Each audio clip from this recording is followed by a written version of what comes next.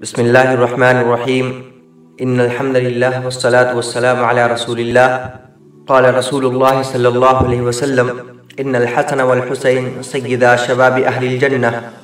محترم بزرگوں اور دوستوں، آج میں ویڈیو اس لیے نہیں بنا رہا ہوں کہ شاید جو واقعہ کربلا مجھے آپ لوگوں کے سامنے تفصیل کے ساتھ اور حقیقی دلائل کے ساتھ بیان کرنا ہے، تو ہو سکتا ہے کہ میرے جذبات میرے ساتھ نہ دیں، اس لیے میں یہ آڈیو کلپ بنا رہا ہوں۔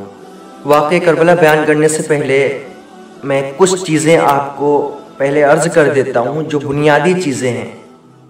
اول تو یہ کہ کربلا کی جنگ یہ کفر اور اسلام کی جنگ نہیں تھی، کیونکہ یزید بھی کلمہ پڑھنے والا تھا اور ممبروں پہ خطبہ دینے والا تھا، تو یہ کفر اور اسلام کی جنگ نہیں تھی۔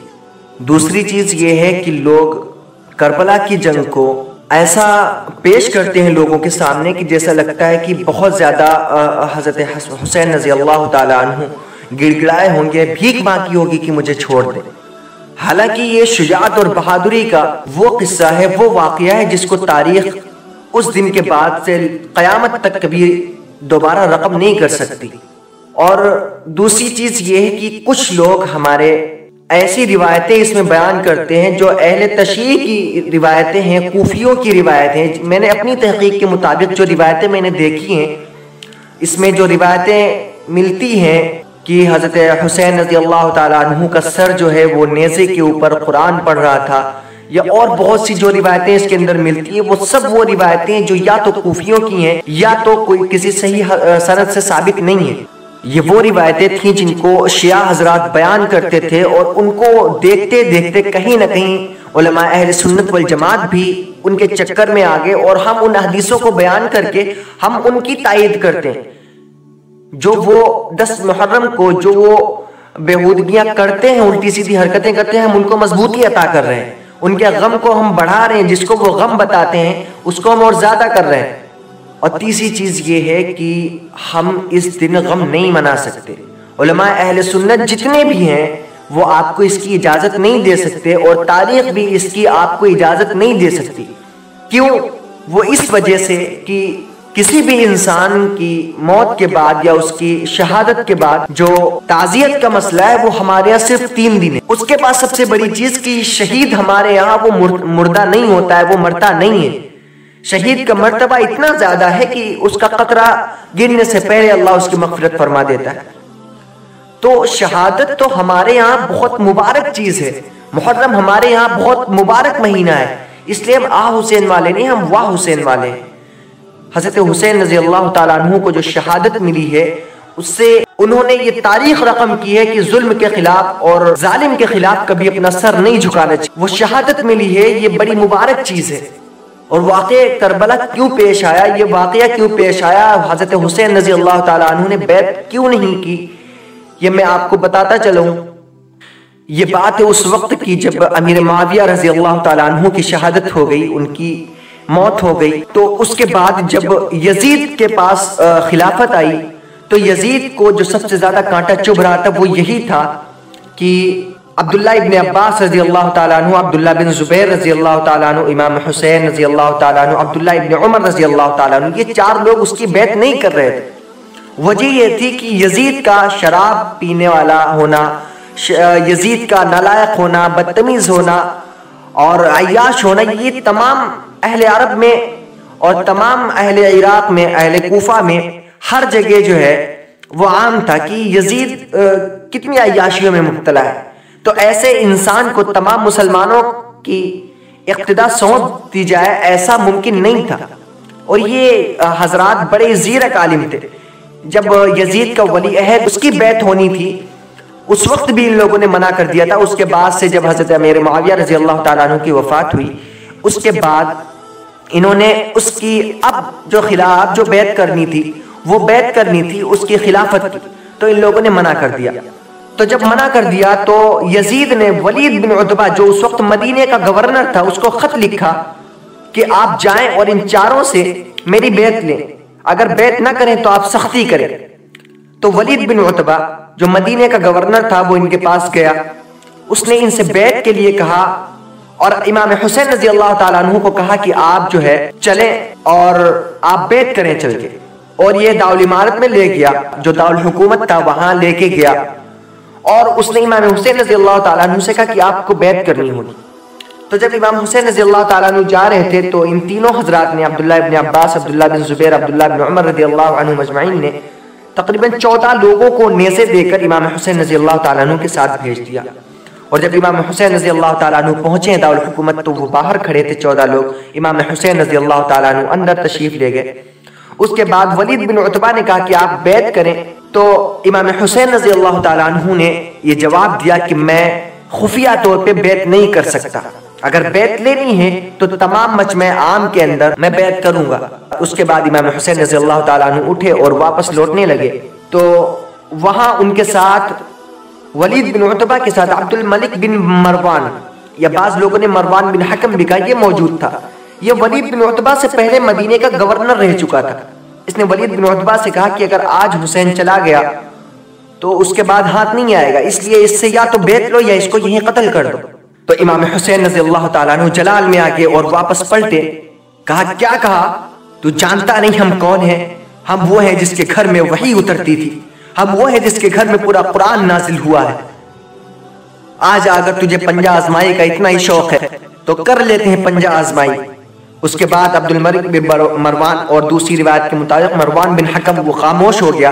اس کے بعد حضرت حسین رضی اللہ تعالیٰ عنہ باہر آئے اور واپس تشریف لائے اور تمام لوگوں سے مشورہ کیا، اور اپنی بہن سیدہ زینب رضی اللہ تعالیٰ عنہ سے مشورہ کیا اور کہا کہ بہن ہمیں مدینہ چھوڑنا پڑے گا، ایسی ایسی بات ہے، زبردستی بیعت لینا چاہ رہا ہے ولید بن عتبہ یزید کی، اور میں بیعت ہرگز نہیں کر سکتا، اور وہ لڑائی کرنے کے لیے تیار ہیں، اور میں نہیں چاہتا ہوں کہ میری وجہ سے میرے نانا کا یہ پاک مدینہ جو ہے وہ لہو لہان ہو، میں یہ بالکل بھی نہیں چاہتا، اس لیے ہمیں آج ہی مدینہ چھوڑنا ہوگا۔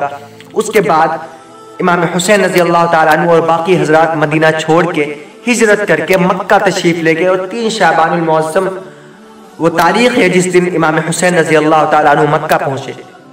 ادھر وہ مکہ پہنچے تو ادھر کوفہ سے، جہاں حضرت علی رضی اللہ تعالیٰ عنہ کو شہید کیا گیا تھا، جہاں ان کا دارالحکومت تھا، دارالسلطنت تھا، وہاں سے لوگوں کے خطوط آنے شروع ہو گئے۔ اس وقت وہاں کی جو حکومت تھی، جو وہاں کے گورنر تھے، وہ نعمان بن بشیر رضی اللہ تعالیٰ عنہ۔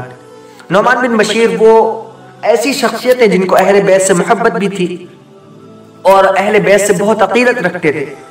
اس وقت عبید اللہ بن زیاد جو ہے وہ کسی دوسرے خطے کا گورنر تھا، تو وہاں اس وقت نعمان بن بشیر رضی اللہ تعالیٰ عنہ کے ہاتھ میں خلافت تھی، تو کوفہ سے لوگوں کے خطوط آنے مسلسل شروع ہو گئے امام حسین رضی اللہ تعالیٰ عنہ کے پاس مکے میں کہ یہاں یزید کا زور ہے، ایسا ایسا مسئلہ ہے، آپ کیوں نہیں آتے، آپ لوگوں سے بیعت کیوں نہیں لیتے، آپ اس سربراہی کو کیوں نہیں سنبھالتے۔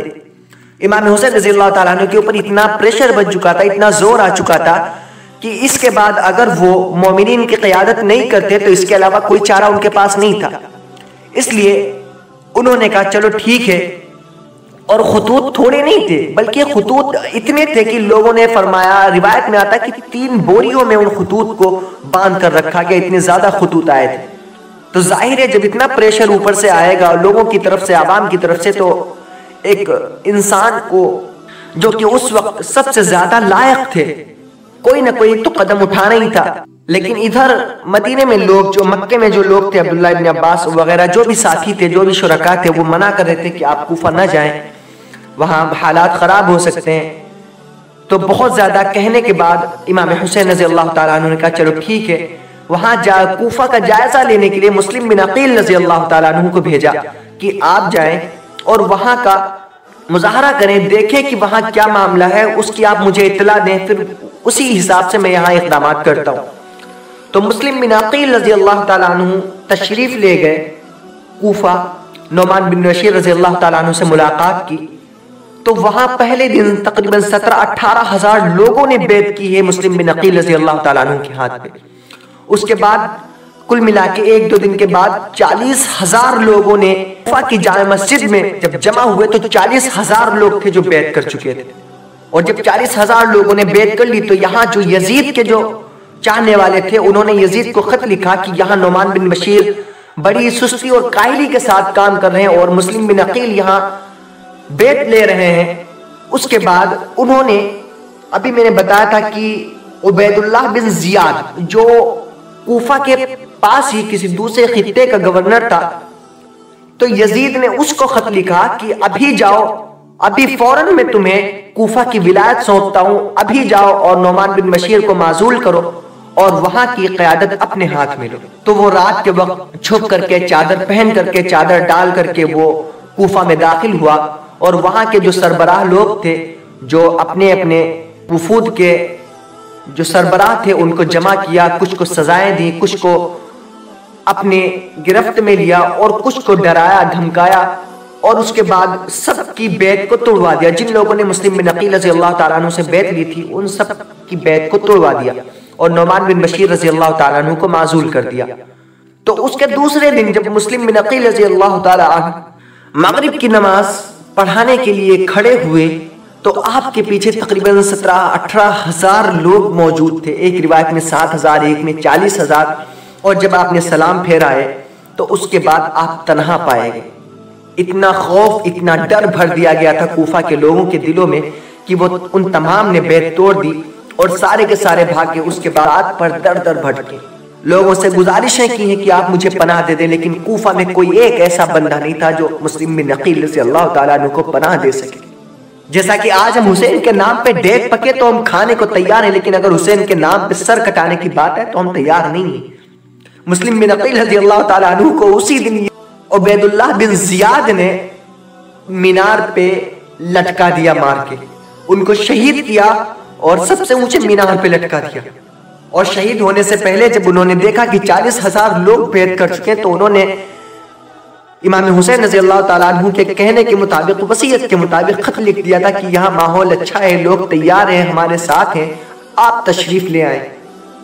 ادھر امام حسین رضی اللہ تعالیٰ عنہ 8 ذی الحجہ کی تاریخ تھی، تیاری کر رہے تھے، حج کا احرام باندھا ہوا تھا، لیکن پتا چلا کہ یہاں دشمنان اسلام اور دشمنان حسین اور یہاں حرم میں موجود رہیں گے۔ تو اسی وقت امام حسین رضی اللہ تعالیٰ عنہ نے احرام عمرے کا باندھا، عمرے کی نیت کی اور عمرہ کر کے پھر آپ یہاں سے کوفہ کے لیے نکلے۔ اور جب کوفہ کے لیے نکلے تو راستے میں فرزدق شاعر، آپ نے نام سنا ہوگا، اس سے ملاقات ہوئی جو کہ کوفہ سے واپس آ رہا تھا، اور اس نے مسلم بن عقیل رضی اللہ تعالیٰ عنہ کو مینار کے اوپر لٹکا دیکھا تھا۔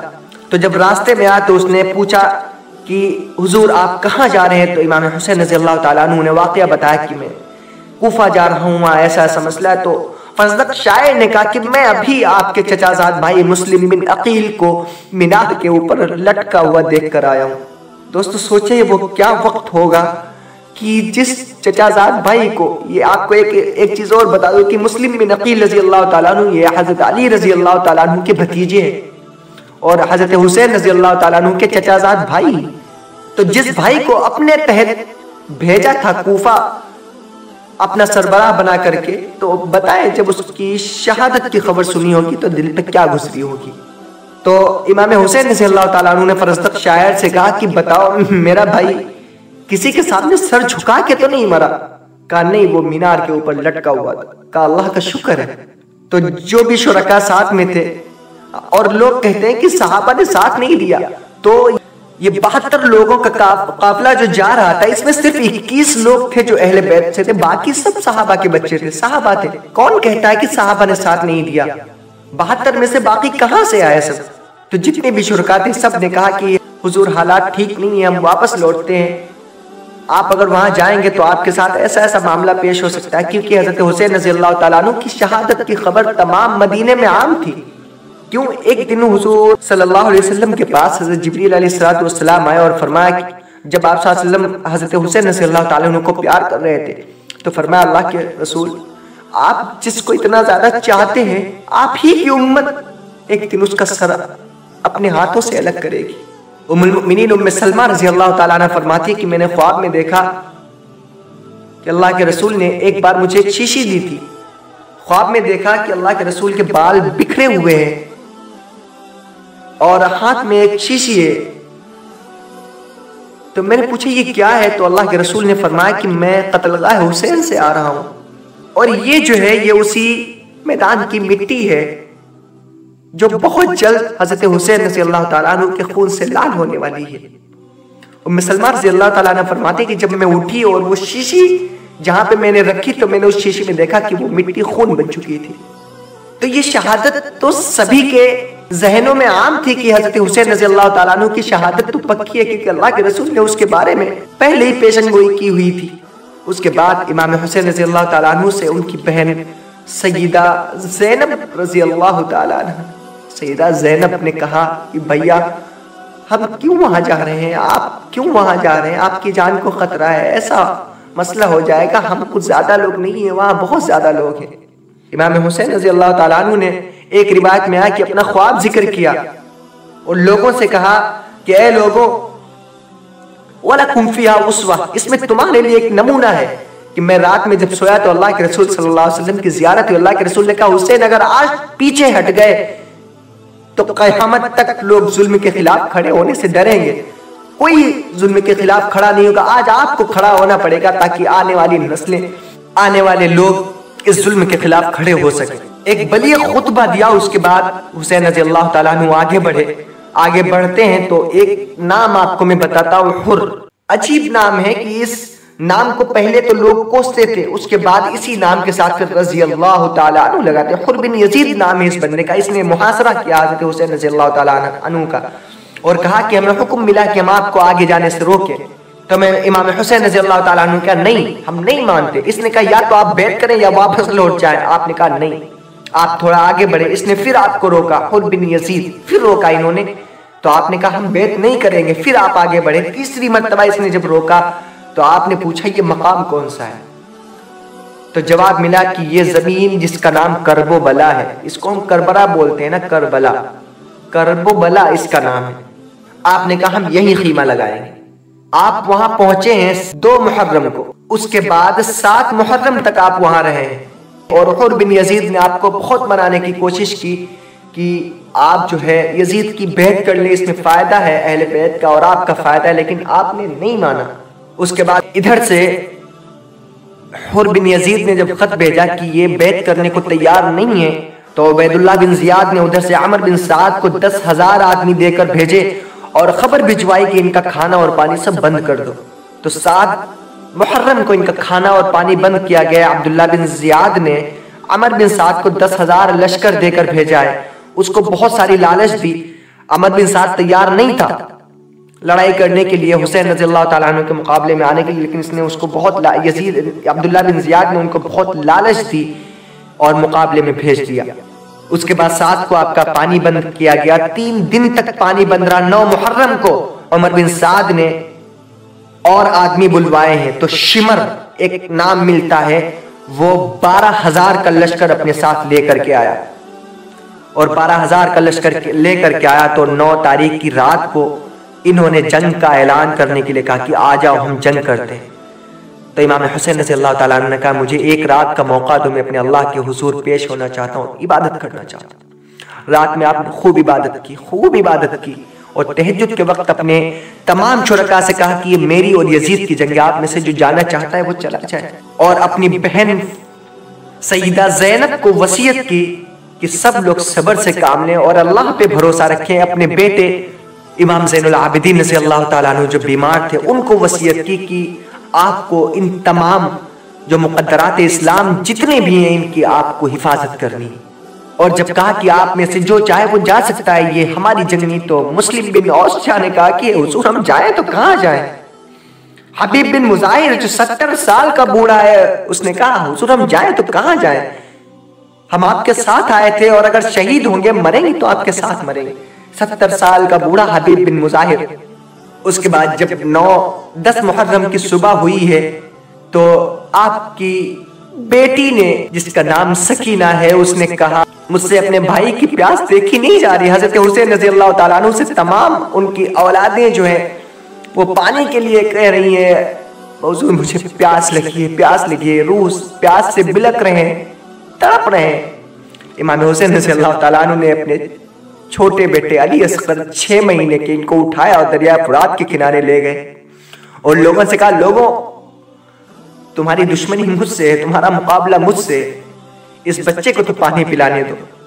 اور چلو میں پانی لیا اور منہ میں ڈالنے والے تھے کہ شمر نے وہ تیر چلایا جو علی اصغر کے گلے میں جا کے لگا. اور وہ تیر کیسا تھا, روایت میں آیا وہ تیر ایسا تھا جس سے جانوروں کا شکار کیا جاتا ہے. یہ کوئی عام معمولی لمحہ نہیں تھا حضرت حسین رضی اللہ تعالیٰ عنہ کے اوپر. اس کی علی اصغر کے گردن سے خون جاری ہوا, جس کو امام حسین رضی اللہ تعالیٰ عنہ نے اپنے ہاتھ میں لیا اور اوپر ہوا میں اچھالا کہ اللہ میری قربانی قبول کر. اگر اللہ تو اس حالت میں مجھ سے راضی ہے تو میں تجھ سے راضی. کہنے کے بعد اصغر کو جو 6 مہینے کا بچہ اس کو لا کر کے اپنی بیوی کے سامنے رکھا, اپنے تمام بچوں کے سامنے رکھا. ادھر سے جنگ کا اعلان ہو رہا ہے کہ آؤ مقابلہ کرو, آؤ مقابلہ کرو. حضرت حسین رضی اللہ تعالیٰ عنہ تیار ہوتے ہیں تو اس سے پہلے سیدہ زینب نے کہا نہیں, پہلے ماما نہیں جائے گا, پہلے بھانجے جائیں گے. اس کے بعد عون و محمد 2 بچے ہیں سیدہ زینب کے. ذرا پوچھئے سیدہ زینب سے کہ دل پہ کیا گزری ہوگی جس حوصلے کے ساتھ دیا امام حسین رضی اللہ تعالیٰ عنہ کا. وہ قابل رشک ہے, وہ بیان کرنے کے لائق ہے. اپنے دونوں بیٹوں عون و محمد کو بھیجا, وہ دونوں شہید ہو گئے بیچارے. اس کے بعد امام حسین رضی اللہ تعالیٰ عنہ جب تیار ہو رہے تھے تو حضرت قاسم بن حسن رضی اللہ تعالیٰ عنہ, یہ نام آپ نے سنا, امام حسن کے بیٹے ہیں. 16 سال کی عمر تھی, 16 سال کی عمر تھی, 3 دن کے پیاسے ہیں. اور کہا کہ چچا جان جب میرے والد کا انتقال ہوا تھا تو انہوں نے ایک تعویذ مجھے باندھا تھا اور کہا تھا کہ جب کوئی بہت سخت وقت آئے تو اس کو کھول کے دیکھ لینا. اس کے بعد حضرت قاسم بن حسن رضی اللہ تعالیٰ عنہ نے وہ تعویذ کھولا. وہ تعویذ تو تھا ہی نہیں, وہ رقعہ تھا جس پہ لکھا تھا کہ میرا بھائی حسین جب کبھی خطرے میں ہو تو کبھی اس کا ساتھ نہیں چھوڑنا. آج وہ وقت آ گیا, اس لیے پہلے آپ نہیں جائیں گے, آج میں جاؤں گا. 3 دن کے پیاسے, اور جب اس بھیڑ میں گھسے ہیں لا الہ الا اللہ پڑھتے ہوئے تو 19 لوگوں کو مارا ہے. اس کے بعد واپس آئے, کہا چچا دیکھو یہ تو کوئی ٹکتا ہی نہیں میرے سامنے. اس کے بعد پھر جب واپس گئے تو آپ شہید ہوئے ہیں. آپ کو اٹھا کے حضرت حسین رضی اللہ تعالیٰ نے لے کر کے آئے. سیدہ زینب کے اندر سے کہا کہ قاسم گھوڑے سے گر گئے. امام حسین دوڑ کے گئے اور اٹھا کے لائے. ساری لاشوں کو امام حسین میدان سے اٹھا کے لا کے خیمے میں رکھتے ہیں. اس کے بعد اپنے بیٹے علی اکبر کو بھیجا ہے, وہ بھی شہید ہوئے ہیں. علی اکبر کو اٹھا کے لائے. سوچنے والی بات ہے, اپنے 6 مہینے کے بچے کو تو پہلے ہی کھو چکے تھے. اس کے بعد علی اکبر کو بھی گردن میں تیر لگائے, وہ بھی شہید ہوئے. اور صرف اتنا ہی نہیں بلکہ اس جنگ میں امام حسین رضی اللہ تعالیٰ عنہ کے 4 بھائی اور بھی موجود تھے. عباس بن علی, ابو بکر بن علی, عمر بن علی, عثمان بن علی. ان کا نام اس وجہ سے نہیں لیا جاتا اس واقعے میں کیونکہ یہ خلفائے راشدین کے جو بچے ہوئے 3 خلیفہ حضرت علی کے علاوہ یہ ان کے نام ہیں, اور اہل تشیع بالکل گوارا نہیں کرتے کہ ان کا نام اس میں لیا جائے. یہ شہید ہوئے ہیں. اس کے بعد سارے لوگ, مسلم بن عقیل کے 2 بیٹے تھے وہ شہید ہوئے. جب سب شہید ہو گئے تو امام حسین 71 لاشیں لے کر خیمے میں لا چکے ہیں. ذرا سوچے اس دل پہ کیا گزر رہی ہوگی کہ جو 71 لاشیں میدان کارزار سے اٹھا کے لا کے خیمے میں ڈال رہا ہو, جس میں اپنے بھی بھتیجے شامل ہو, اپنے بھانجے بھی شامل ہو, اپنے بچے بھی شامل ہو. یہ کوئی عام جنگ نہیں تھی, یہ ظلم کی وہ انتہا تھی جو یزید نے قیامت تک کے لیے, جس کو ایک تاریخ بنا دیا ہے کہ ایسا ظلم کبھی آئندہ نہیں ہو سکتا. میں نے اس میں بہت سی چیزیں آپ کو نہیں بتائی ہیں کیونکہ وقت بہت ہو رہا ہے. اس کے بعد امام حسین رضی اللہ تعالیٰ عنہ دیکھتے ہیں کہ جب کوئی نہیں رہ گیا تو خود اٹھے, گھوڑے پہ سوار ہوئے, سر پہ امامہ رکھا, اور وہ امامہ محمد عربی صلی اللہ علیہ وسلم کا امامہ تھا. ہاتھ میں تلوار لی, وہ تلوار ذوالفقار تھی جو حضرت علی رضی اللہ تعالیٰ عنہ, اور جو چادر ڈالی اپنے جسم پہ وہ فاطمہ رضی اللہ تعالیٰ عنہ کی ماں کی چادر.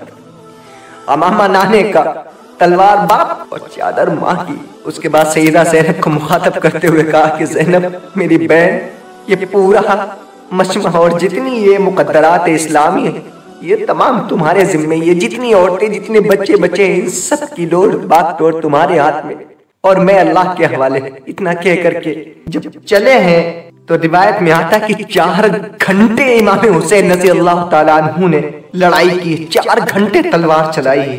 یہ قصے کربلا کوئی عام قصہ نہیں ہے، یہ اپنے بچوں کو سکھانے کی چیز ہے کہ ظلم کے خلاف کبھی بھی اپنی آواز کو دبانا نہیں چاہیے، ظلم کے خلاف ہمیشہ کھڑے ہونا چاہیے۔ امام حسین رضی اللہ تعالیٰ عنہ گھوڑے پہ بیٹھے اور جب دہاڑ لگائی تو شاعر نے کیا خوب اس کو اپنے سانچے میں ڈھالا ہے، یہ کون سی وقار ہے، بلا کا شاہ سوار ہے، لباس ہے پھٹا ہوا، غبار سے اٹا ہوا، تمام جسم نازنی کٹا ہوا چھدا ہوا، نبی کا نور ہے۔ یہ بالیقین حسین، یہ بالیقین حسین۔ آپ جب جنگ میں گئے ہیں تو آپ نے نہ جانے کتنوں کو مارا، واپس آئے سیدہ زینب سے کہا کہ دیکھ بہن یہ کوئی ٹکتا ہی نہیں میرے سامنے۔ اس کے بعد جب آپ دوبارہ گئے ہیں تو عمر بن سعد نے کہا کہ ایک ایک کر کے جاؤ گے تو سب مارے جاؤ گے، یہ علی کا ہونہار بیٹا ہے، سب ایک ساتھ مل کے مارو۔ اس کے بعد ایک ساتھ حملہ کیا ہے، اور آپ جب گھوڑے سے نیچے گرنے لگے ہیں تو راوی کہتا ہے جب آپ کا پیراہن اتارا گیا تو آپ کے 122 سوراخ تیروں کے تھے آپ کے کپڑے میں، اور 33 زخم تلواروں کے تھے، اور 34 گھاؤ نیزے کے تھے۔ سوچنے کی بات ہے 71 لاشوں کا بوجھ دل پہ لیے ہوئے اور جو میدان میں لڑ رہا، اور اتنے نیزوں کے بعد، اتنے زخموں کے بعد جو ابھی بھی ڈٹا ہوا ہے، تقریباً 4 گھنٹے لڑے امام حسین رضی اللہ تعالیٰ عنہ میدان کربلا میں۔ اس کے بعد جب آپ نیچے گرے تو آپ نے تیمم فرمایا، اسی ریت سے تیمم فرمایا۔ تیمم کرنے کے بعد نماز کا وقت ہو چلا تھا، آپ نے نماز کی نیت کی۔ شمر نے وار کرنا چاہتا، امام حسین نے کہا رک، مجھے سجدہ کرنے، مجھے نماز پڑھنے دے۔ اس نے کہا نہیں پڑھنے دیں گے۔ آپ نے نیت باندھی اور آپ کا پہلا سجدہ تھا۔ جب شمر نے آپ کے اوپر حملہ کیا، آپ کے اوپر تلوار چلائی تو آپ کا پہلا سجدہ تھا۔ کیا سجدہ تھا وہ، کیا سجدہ ہوگا ذرا سوچو۔ میرے دوستو، ہم نماز کو اپنے دھکے میں ہم پڑھتے ہی نہیں، اور ذرا سا بہانہ مل جائے تو ہم بھول جاتے نماز بھی کوئی چیز ہے۔ امام حسین نے سمجھایا ہم کو کہ نماز کی اہمیت کیا ہے، جان دے کر بھی نماز پڑھنی ہے، پڑھنی ہے، پڑھنی ہے۔ کیا سجدہ تھا، کیا شاعر نے کہا اس پیاسے پر علی شیر خدا کو ناز ہے، اس نواسے پر محمد مصطفیٰ کو ناز ہے۔ اوروں نے بھی سجدے کیے پر اس کا عجب انداز ہے، اس نے وہ سجدہ کیا جس پر خدا کو ناز ہے۔ امام حسین رضی اللہ تعالیٰ عنہ نے سجدہ کیا، سجدے میں فرمایا اللہم ردن بقضائک صبرا علی بلائک تسلیما لعمرک سبحان ربی الاعلی۔ اے اللہ سب کچھ لٹا کے، سب کچھ برباد کر کے، اپنی آل اولاد کو برباد کر کے تیرے سامنے حاضر ہوئے۔ اللہ تو مجھ سے راضی ہے یا راضی نہیں ہے؟ اس حالت میں بھی دعا کی جا رہی ہے، اللہ سب کچھ لٹا کے، سب کچھ برباد کر کے اللہ تیرے سامنے حاضر ہے، میری قربانی قبول کر۔ 71 لاشوں کا زخم سینے پہ لیے ہوئے نماز پڑھ رہے، سجدہ کر رہے۔ اس کے بعد شمر نے جو وار کیا کہ گردن پہ وار کیا، آپ کا پہلا سجدہ ہوا تھا۔ اس کے بعد بعض لوگوں نے کتاب میں لکھا کہ آپ کا سر جو آخری وار میں جو اپنے آپ کے جس میں اطہر سے الگ ہوا ہے وہ سنان بن انس تھا، جس نے آپ کے سر کو جدا کیا ہے۔ اس کے بعد سر کو نیزے پہ رکھا، سر کو نیزے پہ رکھا اور اوپر اٹھایا کہ ہم جیت گئے۔ لیکن کیا مجمع سے آواز آئی کہ کیسا سر ہے، کٹنے کے بعد بھی بلند ہے۔ یہ امام حسین رضی اللہ تعالیٰ عنہ کی شہادت تھی۔ اس کے بعد تمام مقدرات آپ کے تمام خیموں کو جلایا گیا۔ وجہ یہ تھی کہ اس میں تمام کوفیوں کے خطوط موجود تھے، جن کوفیوں نے آپ سے بیعت لی تھی، آپ کے نام پر مسلم بن عقیل رضی اللہ تعالیٰ سے بیعت لی تھی۔ ان کو خوف تھا کہ اگر ہماری یہ بیعت کے دستاویز یزید تک پہنچ کے تو ہم سب مارے جائیں گے، اس لیے انہوں نے خیموں میں آگ لگائی۔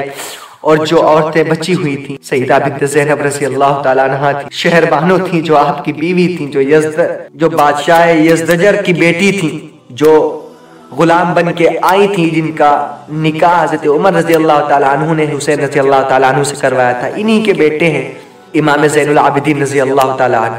اس کے بعد ان تمام کو اونٹوں پہ بٹھایا گیا اور امام حسین رضی اللہ تعالیٰ عنہ اور باقی تمام 71 شہداء کے سروں کو نیزوں پہ لٹکایا گیا، اور جو ان کے اجسام جو میدان میں پڑے تھے ان کے اوپر گھوڑوں کو دوڑایا گیا، یہاں تک کہ ان کی ہڈیاں تک چکنا چور ہو گئیں۔ یہ ظلم تھا عمر بن سعد کا اور شمر کا، یہ ظلم کی انتہا تھی۔ میدان کربلا آج بھی ہم کو پکار پکار کے کہتا ہے کہ اپنے بچوں کو کربلا کی تاریخ بتایا کرو، کربلا میں کٹنے والے سروں کی تاریخ بتلایا کرو۔ کٹا کر گردنیں دکھلا گئے ہیں کربلا والے، کبھی باطل کے آگے جھک نہیں سکتے خدا والے۔ یہ کربلا نے ہم کو وصیت کی ہے، یہ ہم کو پیغام بھیجا ہے کہ جہاں ظلم ہو وہاں آپ کو کھڑے ہونا پڑے گا، جہاں جبر ہو وہاں آپ کو کھڑے ہونا ہے، جہاں ایمان کو بچانا ہے وہاں آپ کو کھڑے ہونا ہے، باطل کے آگے آپ کو کھڑے ہونا چاہے آپ کا سر ہی کیوں نہ کٹ جائے۔ یہ جو شیعہ حضرات جو تعزیہ مناتے ہیں، یہ تعزیہ پتہ بھی کہ یہ اصل میں یہ حسین سے محبت نہیں کرتے بلکہ حسین کے دشمنوں سے محبت کرتے، کیونکہ یہ ڈھول تاشا ہے، یہ دمشق کے بازاروں میں یہ یزیدیوں نے کیا تھا۔ حسین رضی اللہ تعالیٰ عنہ کے سر کو نیزے پہ لٹکا کے اور پورے دمشق کے بازار میں گھومے تھے اور ڈھول اور تاشے بجائے تھے، یہ وہاں سے لیا ہے ان شیعوں نے۔ یہ صرف یزیدیوں نے اپنی غلطی کو، اپنی حماقت کو چھپانے کے لیے کہ ہم دنیا میں تھوکے جائیں گے، اس کو بچانے کے لیے خود انہوں نے یہ شروع کیا اور اس کو اہل تشیع آج قبول کرتے ہیں۔ اس کے بعد تمام کو یزید کے دربار میں پیش کیا گیا۔ اب یہاں سے میں اہل سنت والجماعت کا آپ کو نظریہ بھی بتا دوں کہ یزید کو ہم کافر نہیں کہہ سکتے، کیونکہ وہ بھی مسجدوں پہ خطبہ دینے والا تھا، قرآن پڑھنے والا تھا، نماز پڑھنے والا تھا۔ ہو سکتا ہے چند لوگ اس سے ناراض ہوں، لیکن حدیث میں آتا ہے کہ اگر کوئی انسان کسی کو کافر کہے تو اس میں سے ایک کافر ضرور ہو جاتا ہے، یا تو کہنے والا یا جس کو کہا گیا وہ کافر۔ حالانکہ سب کو پتا ہے کہ یزید جو ہے وہ مسلم تھا، اللہ کا نام لینے والا تھا۔ تو علماء اہل سنت والجماعت کا نظریہ یہ ہے کہ اس کو فاجر فاسق تو کہا جا سکتا ہے لیکن کافر نہیں کہہ سکتے۔ لیکن ایک طرف دوسری روایت یہ ہے کہ جب امام حسین رضی اللہ تعالیٰ عنہ کا سر پیش کیا گیا یزید کے دربار میں تو وہ ہونٹوں پہ چھڑی مارتے ہوئے نعمان بن بشیر رضی اللہ تعالیٰ عنہ نے کہا کہ یزید باز آ جا، ان ہونٹوں کو میں نے اللہ کے رسول کو چومتے ہوئے، اپنی ہونٹوں سے چومتے ہوئے دیکھا۔ اس کے بعد اور بھی واقعہ اس دربار میں پیش آیا، وقت زیادہ ہو چلا ہے۔ اس کے بعد سب کو مدینے بھیجا گیا اور مدینے میں اس کے بعد یزید ہی کی دور خلافت میں حرہ کا واقعہ پیش آیا، وہ آپ کو میں انشاءاللہ بعد میں عرض کروں گا۔ وہ بھی کوئی کربلا سے کم نہیں ہے، اس کو کوئی نہیں بتاتا۔ صرف حسین کو کیوں لوگ آگے بڑھاتے ہیں؟ ہم حسین کے غم منانے والے نہیں، ہم خوشی منانے والے ہیں کہ حسین کی شہادت ہوئی تھی، یہ مرتبہ ملا ہے حضرت حسین رضی اللہ تعالیٰ عنہ کو، اس لیے ہم حسین نہیں، ہم واہ حسین والے ہیں۔ تو میری تمام اہل سنت والجماعت سے گزارش ہے کہ اس واقعے کی چند تفصیل میں نے آپ کو ذکر کر دی، اور جو چیزیں اس میں غلط ہوتی ہیں ان سے بھی میں نے آپ کو آگاہ کر دیا۔ ڈھول تاشے، یہ تعزیہ، یہ کوئی چیزیں درست نہیں ہیں۔ اللہ ہم سے کبھی یہ نہیں پوچھے گا کہ ہم یہ کرتے تھے، یا یہ ضرور پوچھے گا کہ نماز ہم کیوں نہیں پڑھتے۔ امام حسین رضی اللہ تعالیٰ عنہ نے نماز کی اہمیت تم کو سمجھائی ہے کربلا میں اپنی گردن کٹا کے، تو اس کا سوال ہم سے ضرور کیا جائے گا کہ نمازیں کتنی پڑھتے تھے، اس ظلم کے خلاف کتنی آوازیں اٹھاتے تھے، حق کے لیے کتنی آوازیں اٹھاتے تھے، یہ ضرور ہم سے پوچھا جائے گا۔ اس لیے واقعہ کربلا کو صرف ایک داستان وہ نہ سمجھیں جو صرف رلانے کے کام آئے، بلکہ حق کی طرف بھی جائیں۔ اس سے ہم کو کیا سبق ملتا ہے اس پر بھی غور کریں۔ اللہ ہم سب کو عمل کی توفیق عطا فرمائے۔